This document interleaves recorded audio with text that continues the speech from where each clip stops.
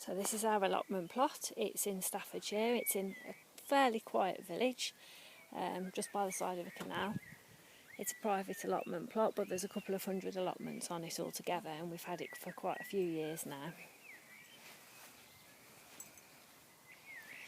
So to the left we've got what's going to be the root vegetable area. So we've got several rows of parsnips in already, a couple of rows of new potatoes.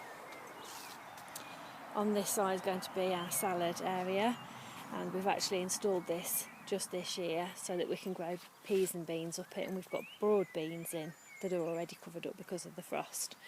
And also we've got last year's parsnips in there, which we're eating our way through. We've got onions on the right hand side with the CDs to protect them from the birds hopefully, and this to the left is going to be the brassica area. This area to the right is my area really. It's my wildflower area with Billy up there at the other end of it. I'm really passionate about growing things for wildlife as well.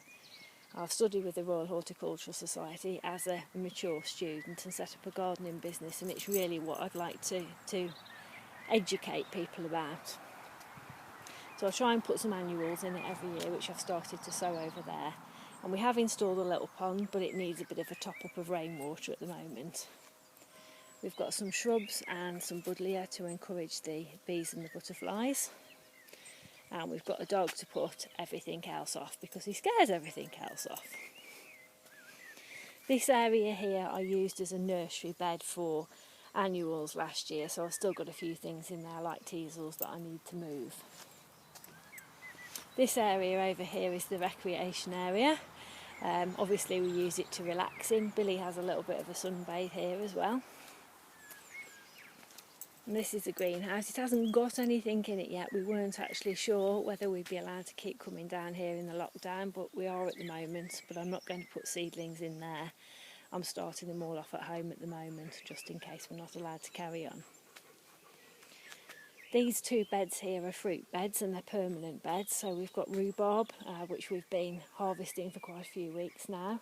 We've just planted strawberries, and we've got grapevines that we're going to install against the mesh, which we've had a few years and have nowhere to put them.